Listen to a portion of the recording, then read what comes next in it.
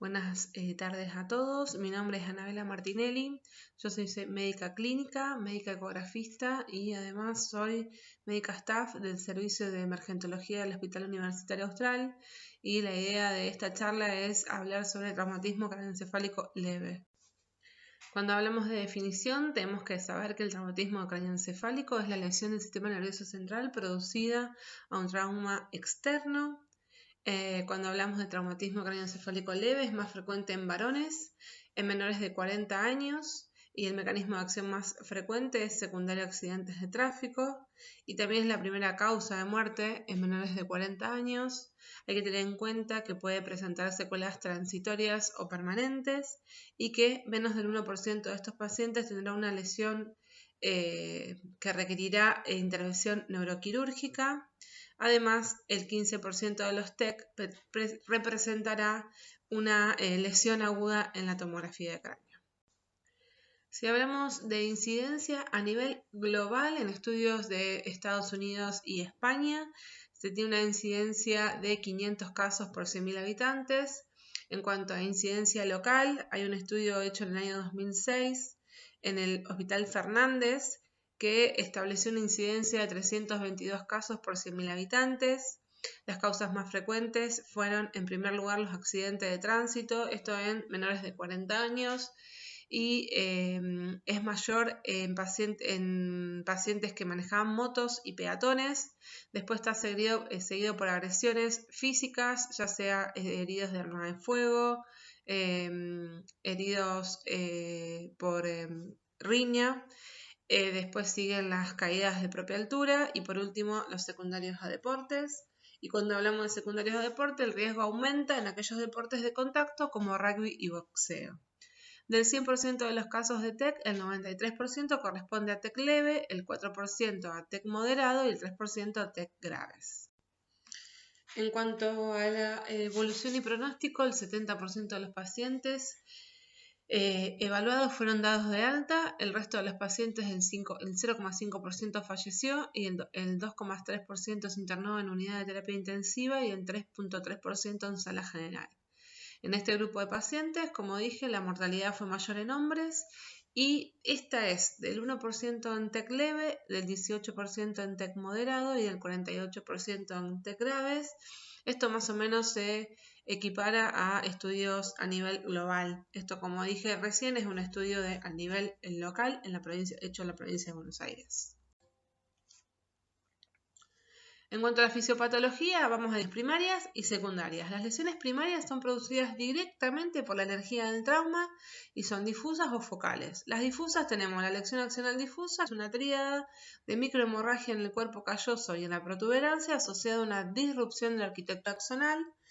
Y el edema cerebral difuso abarca el edema vasogénico, citotóxico y el aumento del contenido de agua cerebral. Este tipo de lesiones, las difusas, hay que sospecharla en aquellos pacientes con tomografías de cráneo normales que persisten con síntomas neurales, alteración del sensorio, pérdida de la memoria, sobre todo eso como la más frecuente. Las lesiones focales son las que están las lesiones focales del cerebro, como las fracturas, las contusiones y laceraciones encefálicas, y las lesiones focales intracraneales que representan el 1,8% del total de los traumas craneoencefálicos. Muy baja la presencia de lesiones focales intracraneales. Sin embargo, las más frecuentes son las subdurales, entre un 20 y un 25%, seguida de las extradurales entre un 10 y entre un 8 y un 10%. También puede haber lesiones parenquimatosas y subaracnoideas. Y hay otro tipo de lesiones focales como las lesiones de los pares craneales o las lesiones del...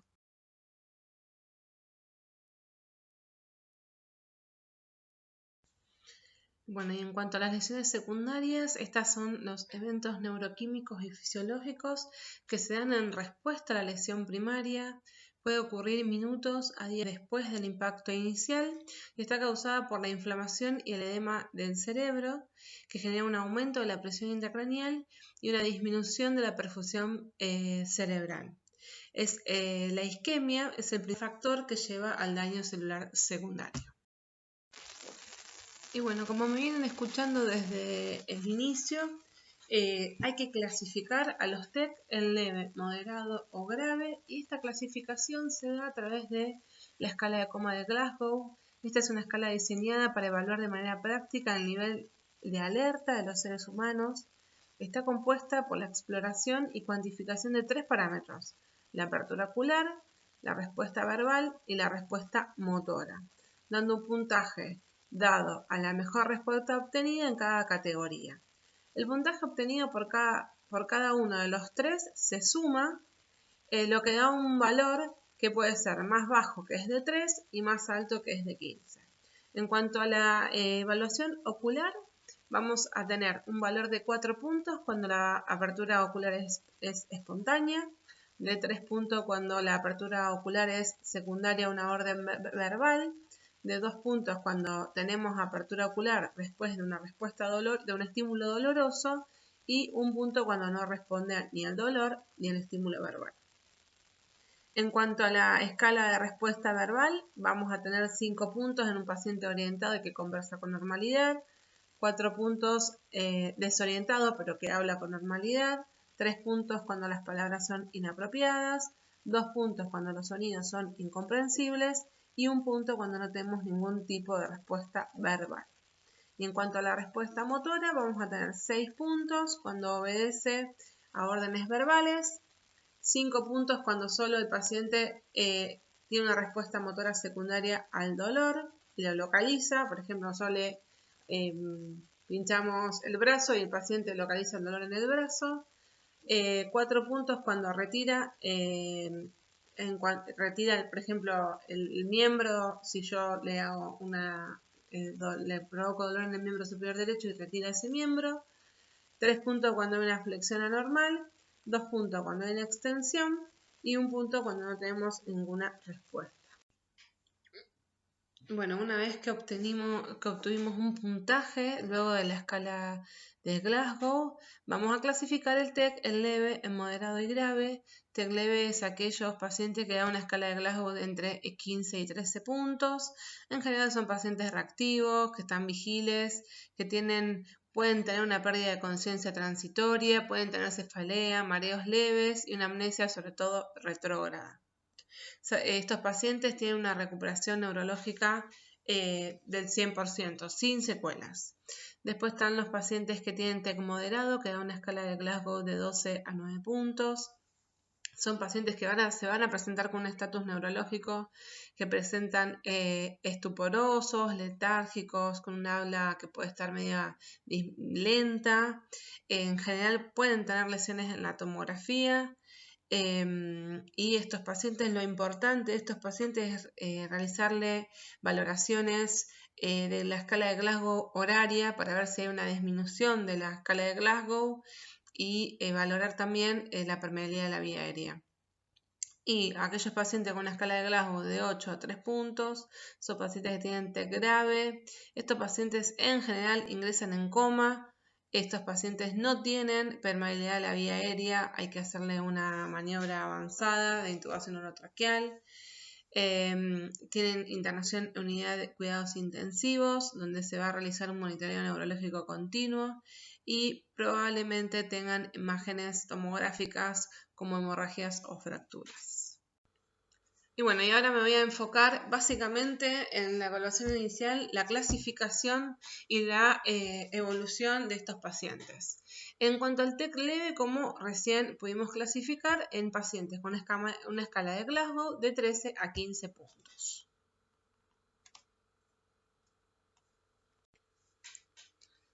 Vamos a realizar una evaluación inicial con una anamnesis detallada. En esta, ¿yo qué tengo que rescatar en esta anamnesis detallada? Primero, los antecedentes personales del paciente. La edad, si es un paciente añoso, va a tener mayor riesgo, obviamente.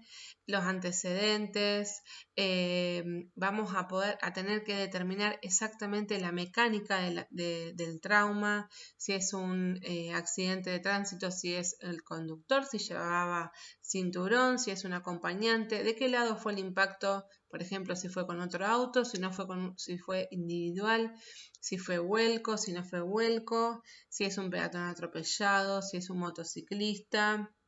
Después, por ejemplo, si es un paciente con una caída de altura, si es una caída de propia altura, si es un paciente que tiene una herida contusa, con qué se fue esa herida, si es un paciente que tuvo un accidente realizando un deporte. Todo esto es importante detallarlo. También, si posterior al trauma, ¿qué presenta? Si presentó convulsiones, cefaleas, náuseas, vómitos. Esto lo vamos a hacer a través de un examen físico detallado. Si tiene lesiones, tengo que ver dónde están las lesiones, si son abrasivas, si son cortopunzantes, si son heridas de arma de fuego, si son heridas cortantes. Después vamos a realizar una escala de Glasgow detallada, como ya les mostré previamente. Y después, acá viene la pregunta fundamental en un sistema de emergencia, es si realizamos estudios complementarios. Y de estos estudios complementarios, si hacemos estudio de imágenes a todos los pacientes que concurren a la guardia con un traumatismo de cráneo leve. Bueno, y para poder determinar, como les dije recién, después de una evaluación inicial, después de una anamnesis detallada, después de un examen físico correcto, si todos los pacientes que nosotros ingresamos al sistema de emergencia con trauma de cráneo leve requieren o no estudios de imágenes y observación o internación, desde el hospital se armó un protocolo de actuación. Este protocolo está realizado en función de múltiples protocolos internacionales y vamos a dividir a los pacientes en 3 grupos: grupo 0, grupo 1 y grupo 2. El grupo 0 son pacientes con escala de Glasgow 15 en 15 que no han tenido ninguno de los siguientes factores, como pérdida de la conciencia mayor a 5 minutos, anamnesia mayor de 30 minutos, presencia de 2 o más vómitos o cefalea intensa asociada a un examen neurológico normal al ingreso del paciente.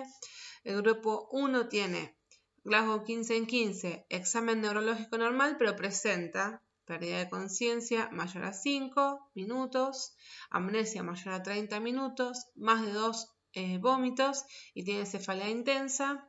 Y el grupo 2 es aquel paciente que tiene ya una alteración en la escala de Glasgow. Una vez que establecimos los grupos de riesgo, ¿a quién le vamos a hacer tomografía al ingreso?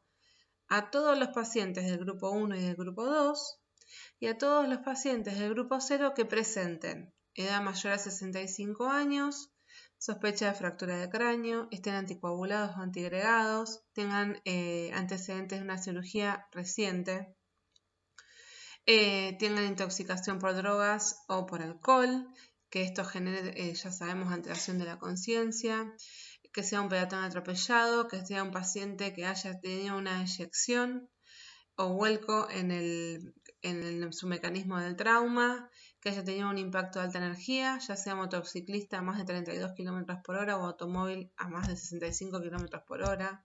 Vean que son la mayoría de los accidentes de tránsito.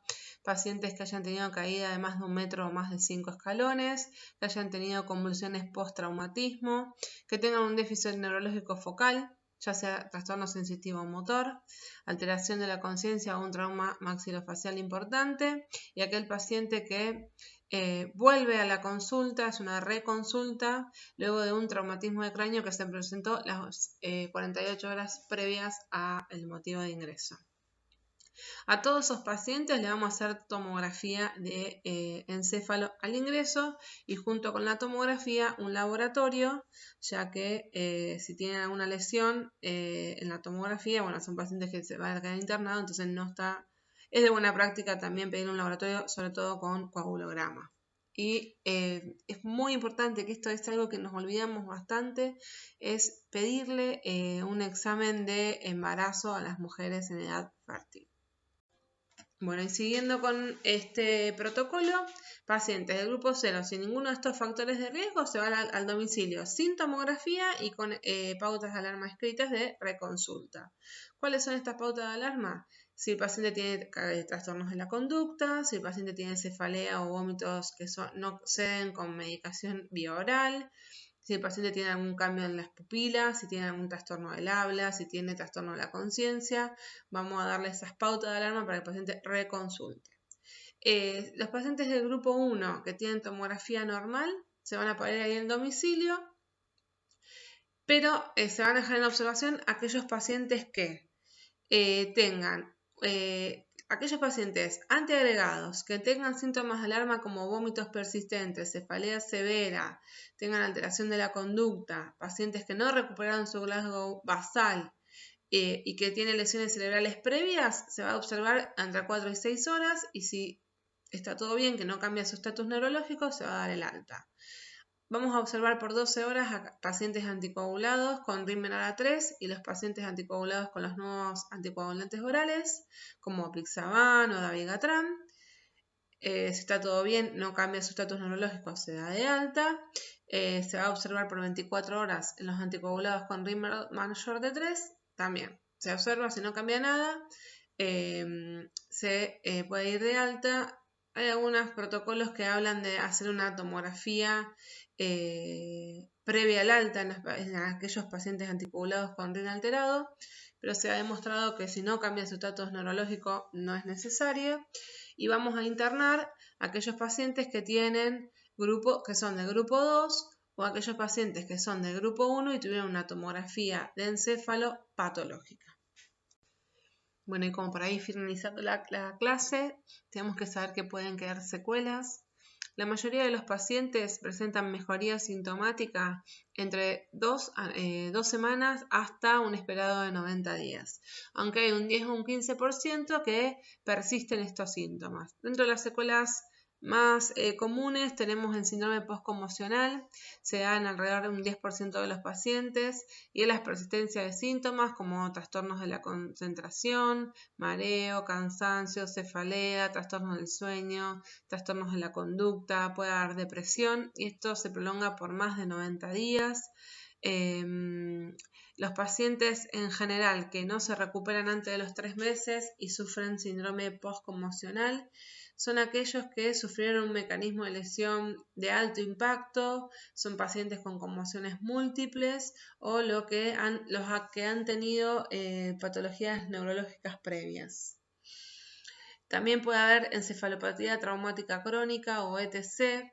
Esto se da en pacientes que tienen traumatismo de cráneos leves repetidamente y está asociado sobre todo en deportistas, es muy común en el rugby y en el boxeo, como lo dije en el inicio, y está asociado a cambios en el estado de ánimo, a cambios cognitivos, de la coordinación motora que se persisten durante años o meses y pueden terminar también con una demencia. Y otra secuela que puede aparecer es el síndrome de segundo impacto. Se da en aquellos pacientes que sufren un segundo impacto, un segundo traumatismo, antes de que los síntomas y signos del primer impacto se hayan resuelto. Esta patología, si se produce, puede ser mortal, con una mortalidad del 50%. Y la mortalidad se da porque hay una herniación cerebral. Y a modo de conclusión final, tenemos que tener en cuenta que el TEC leve es una lesión multifacética que puede traer complicaciones fisiológicas y neurológicas secundarias que potencialmente pueden ser de larga duración y que afecta el comportamiento, las capacidades funcionales y la calidad de vida del paciente y de su familia. Se considera un problema de salud pública y es una de las principales causas de mortalidad hoy en día. La evolución del conocimiento sobre mecanismos, procesos biológicos, impacto poblacional y medidas asistenciales en el TEC cambió la mortalidad hoy en día, se han desarrollado mejores condiciones en los automóviles, mejores evaluaciones de los deportistas, por ejemplo. Tenemos que saber que la punta del iceberg de esta patología es que es considerada una epidemia silente del siglo XXI.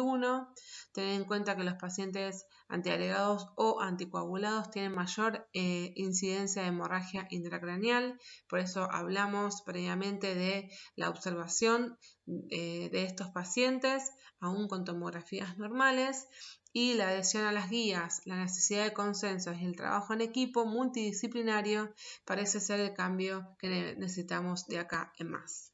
Bueno, muchas gracias, espero que les haya servido la clase y cualquier cosa, bueno, tienen mi mail para consultas relacionadas a esta charla.